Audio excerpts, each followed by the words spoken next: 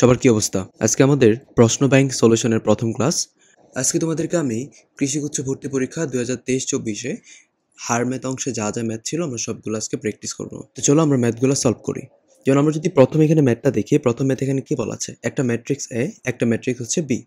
মাত্রাগুলো চিন্তা করতে হবে। এটা মাত্রা কত? এটা মাত্রা হচ্ছে 1/2 আর এটা মাত্রা হচ্ছে 2/3। তাহলে এ বি বের করতে বলছে। আচ্ছা, আমরা কি জানি যে একটা ম্যাট্রিক্সের কলাম এবং আরেকটা ম্যাট্রিক্সের যদি সারি মিলে যায় তাহলে তো গুণ সম্ভব, তাই না? এবং গুণফলের মাত্রা হবে ওই কোণার দুইটা, অর্থাৎ 1/3, তাই না? আচ্ছা, তার মানে কি এখানে কি থাকবে? একটা সারি তিনটা কলাম। এখন চারটা অপশনের মধ্যে তুমি দেখো কোথায় একটা সারি তিনটা কলাম আছে। ডি নাম্বার অপশন ছাড়া কিন্তু আর কোথাও নাই, তাই না?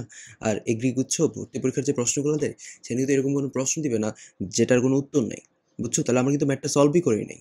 এই টেকনিকগুলো তোমার বোঝা লাগবে এর পিছনে ভালো করতে গেলে। তারপরে ম্যাথটা দেখো, এক্স এর কোন মানের জন্য নিম্নলিখিত নির্ণায়কের মান শূন্য হবে। দেখো আমরা কিন্তু জানি যে কোনো ফর্মেটে তোমার হোক, যে কোনো সারি অথবা কলাম, তুমি যদি 0 0 সামথিং পাও ওইটা নিয়ে তোমার কাজটা করতে হবে। কেমনে কাজ করবো? ওই যে বিস্তৃতির নিয়মে।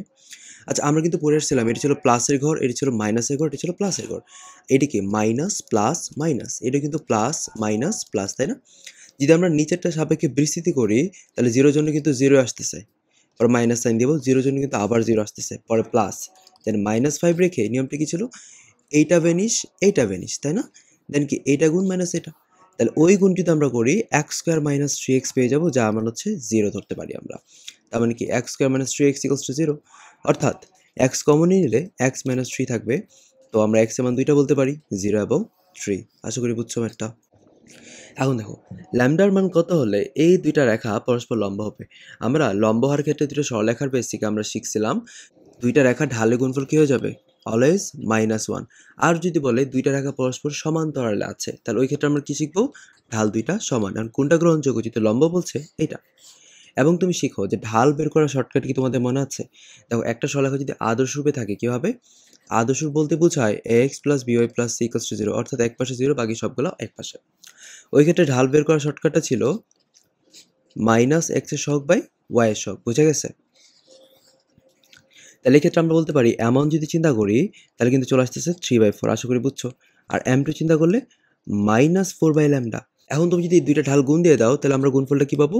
-1। আশা করি বুঝছো। এই মাইনাস মাইনাস দুই পাশে ভ্যানিশ, যেহেতু গুণাকার আসছে, এবং আর গুণ করে এই দুটাও ভ্যানিশ হয়ে যাচ্ছে। তাহলে কি থাকতেছে এটা? তা থাকতেছে হচ্ছে 3/λ = 1, অর্থাৎ ল্যামডার মান কত আসতেছে? ল্যামডার মান আসতেছে 3। একদম সহজ কিন্তু একটা। এখন চিন্তা করি tan 2θ × tan θ মান 1 হয়ে গেলে সাধারণ সমাধান নিচে কোনটা হবে?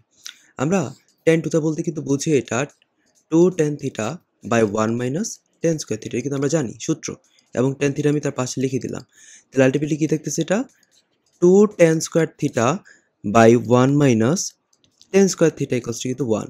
দেন তুমি যদি আর গুণ করে দাও 2 tan square theta equals two কি 1 মাইনাস tan স্কয়ার থিটা, অর্থাৎ 3 tan square theta equals two 1। বলতে পারি আমরা tan থিটা মান হচ্ছে কি +-1/√3, অর্থাৎ tan +-π/6। কেন? কারণ আমরা জানি tan 30 ভ্যালু ছিল 1/√3, প্লাস মাইনাসের কারণে প্লাস প্লাস দিয়ে দিয়েছি। আর আমরা একটা ফর্মুলা শিখেছিলাম যে কোনো কারণে tan থিটা যদি tan আলফা হয়ে যায়, ইনভার্সলি কিন্তু চ্যাপ্টারে কিন্তু থিটা মান ছিল কি nπ + আলফা। তাহলে ওই বেসিক অনুযায়ী আমরা বলতে পারি থিটা মান হচ্ছে nπ ± আলফা। আশা করি বুঝছো ব্যাপারটা। এবং তোমরা এই লিস্টটা ভালো করে পড়বা। এগুলো ছিল কি বেসিক সূত্র, সাধারণ সূত্র। sin θ = sin আলফা হয়ে গেলে cos θ cos আলফা হয়ে গেলে tan θ tan আলফা হয়ে গেলে, তাই না? এখন স্পেশাল 3টা কেস খুব ভালো করে মুখস্থ করে তোমরা পরীক্ষা হলে যাবা যে cos θ মান 0 হলে তো খুব বেশি ইম্পর্টেন্ট এবারের জন্য যে θ = 2n + 1 × π/2, ডাইরেক্ট মুখস্থ, এখানে কোনো কিছু বোঝা যাবে না। এখন যদি আমরা এই ম্যাথটা দিকে থাকি, শর্ট সিলেবাসের বাইরে, বাট বেসিকটা খুবই সহজ, যে আমরা যেহেতু ফিজিক্সে ভেক্টর আছে লাগবে। আচ্ছা, ডট গুণফল বলতে বোঝায় যে আয়ের সহগ যেগুলো আছে সেগুলো গুণ, দেন জে এর সহগগুলো গুণ, দেন কে এর সহগগুলো গুণ, তাই না? তার মান হচ্ছে 0 হয়ে যাবে। তাহলে যদি আমরা গুণ করি 4λ হচ্ছে, দেন -6 হচ্ছে, দেন আবার -6 হচ্ছে, যার মান হচ্ছে 0, অর্থাৎ 4λ মান বলতে পারি 12, যেখানে ল্যামডা মান চলে আসবে 3। আশা করি বুঝছো। এখন কে এর মান কত হলে এই রেখাটা এই বৃত্তে স্পর্শ করবে? আমরা কিন্তু একটা নিয়ম শিখবো, y = mx + c রেখা এবং x² + y² = r², এই বৃত্ত যদি এটিকে স্পর্শ করে, এটা শর্ত ছিল এরকম যে c² = r² + r² m², তাই না? ওকে, তো আমরা এই সূত্র অনুযায়ী কিন্তু এখানে বলতে পারি, দেখো c এর মানটা কত, যেহেতু এটা y = mx + c এর মধ্যে আছে, তাহলে এটা হচ্ছে c আর এইটা হচ্ছে m, অর্থাৎ বলতে পারি K square equals to R square মান কত? 10 না? কারণ এটা তো আর স্কোয়ার। যাই হোক 10 plus 10 into m square, m এর মান কত ছিল? 3 ছিল কিন্তু, তাহলে 9 হয়ে যাবে না? তাহলে আলটিমেটলি কিন্তু 100। তাহলে কে এর মান কত? 10, একদম সোজা। এখন দেখো এই দুইটা যদি সমান হয়ে যায় এক্স এর মান কত? তাহলে আমরা এটা যে সমতা সূত্র অনুযায়ী কিন্তু আমরা বলতে পারি যে এটা যে প্রথম রাশি, এটার প্রথম রাশির সমান। তাহলে কিন্তু x plus 5 equals to 2y plus 4 হয়ে যাবে। আর এখানে 2y প্লাস 1 ইকুয়ালস টু কিন্তু 3y বলতে পারি। অর্থাৎ এখানে y এর মান হচ্ছে 1। y এর মান এখানে ইনপুট দিয়ে দাও। তাহলে x প্লাস 5 ইকুয়ালস টু কিন্তু 2 প্লাস 4, যেখানে x এর মান পেয়ে যাচ্ছি 1। তার মানে এই x এর মানটা কত? 1। এখন এই সমীকরণটা কি প্রকাশ করে? দেখো বৃত্ত তখন হইতো, বৃত্ত বলতে পারতাম যখন এই যে এক্স স্কোয়ার এবং ওয়াই স্কোয়ারের সহগটা কি থাকতো? সমান থাকতো। ভালো করে বুঝবা। প্রথম শর্ত হচ্ছে এক্স স্কোয়ার এবং ওয়াই স্কোয়ারের সহগ সমান এবং মাঝখানে প্লাস থাকবে, এটা বোঝা যায়।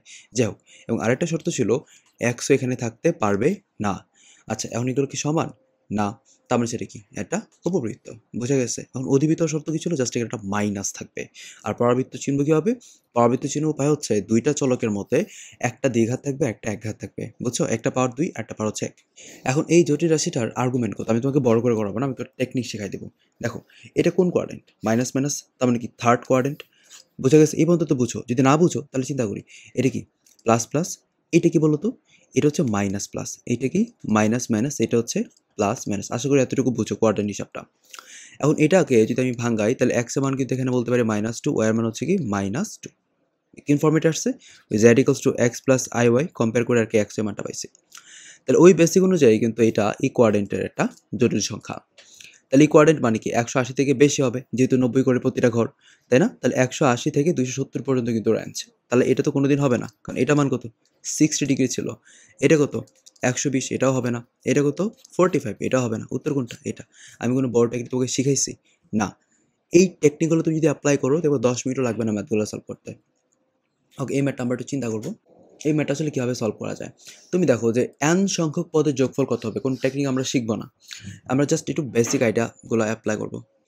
যদি জোড় সংখ্যক হইতো তাহলে কিন্তু 0 হয়ে যেত। আর যদি বিজোড় সংখ্যক তুমি যোগ করতা তাহলে ওই ক্ষেত্রে কিন্তু 1 হতো। তুমি যে কোনো সিকোয়েন্সের জন্যই চিন্তা করো। তার মানে এটা কিন্তু কোনোদিনই হবে না। কারণ এটা শর্ত মেইনটেইন করতেছে। যদি জোড় সংখ্যক পদ বলে তাহলে ওই ক্ষেত্রে 0 যোগফল, আর বিজোড় সংখ্যক n এর মান যদি হয়ে থাকে তখন সেটা 1 হচ্ছে। তাহলে এই দুইটা যেকোনো একটা উত্তর হবে। কোনটা? চেক করবো আমরা।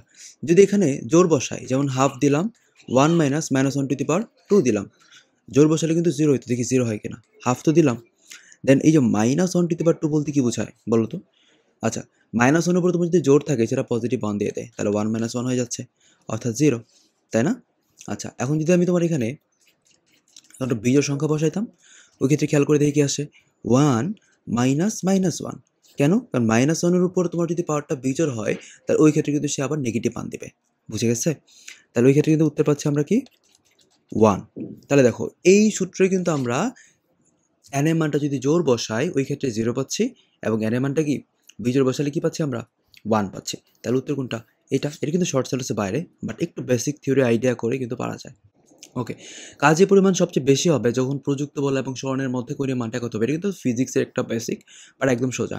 আমরা ডব্লিউ কিন্তু শিখছিলাম এফএস কস থিটা, মানে আছে ফিজিক্সে কাজ ক্ষমতা শক্তিতে। জাস্ট এটা কি কিসের উপর নির্ভর করে? থিটার উপর নির্ভর করতেছে কিন্তু। তো আমরা কস কত ডিগ্রি মান ছিল সর্বোচ্চ বলো তো? কস 0 ডিগ্রি মান ছিল সর্বোচ্চ, এবং সর্বোচ্চ মানটা ছিল 1। তাহলে কত উত্তর হবে? 0 ডিগ্রি। এখন দেখি এই মানটা কি বলছে। এই সমীকরণের মূলদ্বয় সমান হলে এর মানটা কত হবে? আচ্ছা, মূলদ্বয় সমান বলতে কি বোঝায়? নিশ্চকের মানটা 0, অর্থাৎ b square minus 4ac equals to কি হয়ে যাবে? 0। এখন বোঝা লাগবে b স্কোয়ার কোনটা। দেখো তো একটু শিখাই দিই আমি।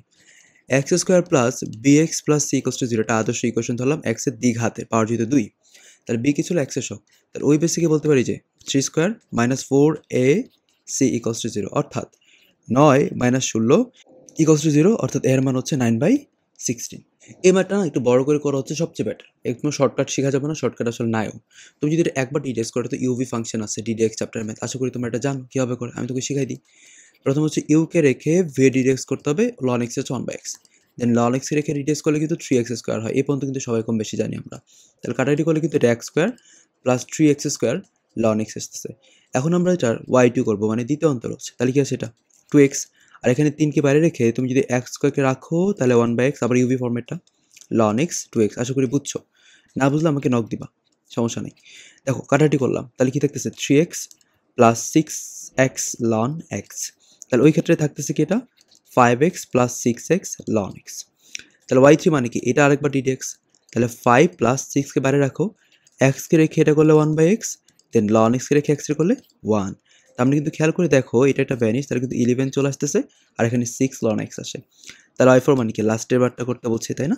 11 করলে 0, যেহেতু ধ্রুবকে ddx হয় না, এবং ln x এর করলে কি আসে 1/x, তাহলে আলটিমেট উত্তর হচ্ছে কি 6/x। আমরা কিন্তু 1 মিনিটের মধ্যে পারছি ম্যাথটা করতে।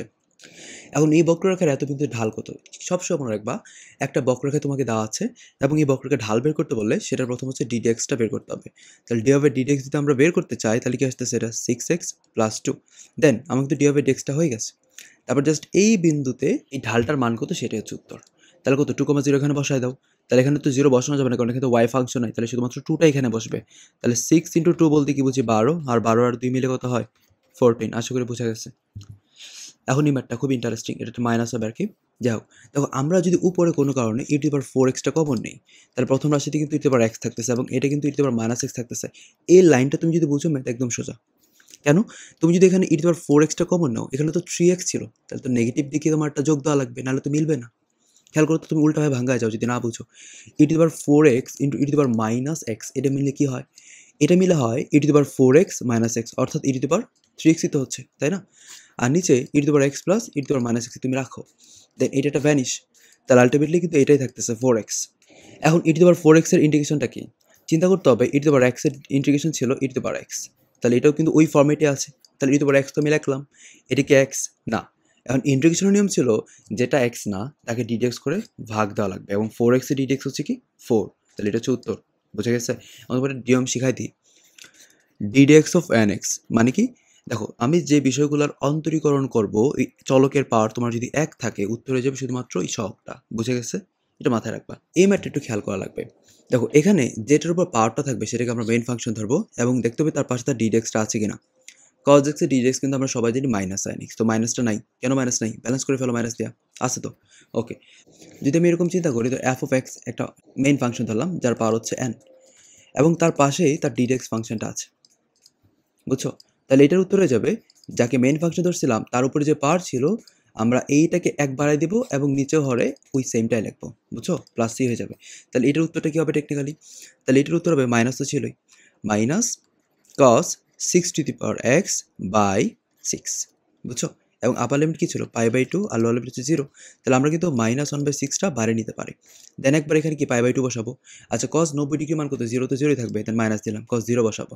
আচ্ছা cos 0⁶ বলতে কি 1⁶, তার মানে কি 1ই আসতেছে।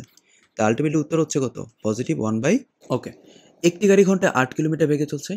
গাড়িটি থেকে ঘন্টায় 16 কিলোমিটার বেগে একটা বস্তু কত কোণে নিক্ষেপ করলে গাড়িটি বেগের সাথে সমকোণে চলবে। তাহলে আলটিমেটলি কিন্তু তাদের যে লব্ধি বেগ একদম শেষ বরাবর কিন্তু সে লম্বভাবে যাইতেছে, এই কথাটা কিন্তু তারা বলছে, তাই না?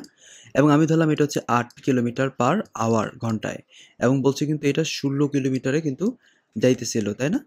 আচ্ছা, এখন বলছে কত কোণে নিক্ষেপ করলে গাড়িটা ব্যাগের সাথে সমকোণে চলবে আলটিমেটলি। তাহলে এই যে কোণটা সেটা হচ্ছে আমার বের করতে হবে। আমি তোমাকে কিন্তু আমাদের ওয়ান শট ক্লাসে পড়াইছিলাম স্মৃতিবিদ্যা চ্যাপ্টারে, যদি একটা বল একটা ডাবল থাকে এবং আলটিমেটলি তার যে কোণটা মানে থিটাটা, লব্ধির থিটা, সেটা যদি 90 ডিগ্রি কোণে থাকে তাহলে আলফা হয়ে যায় বলে 120 ডিগ্রি। তাহলে উত্তর কোনটা?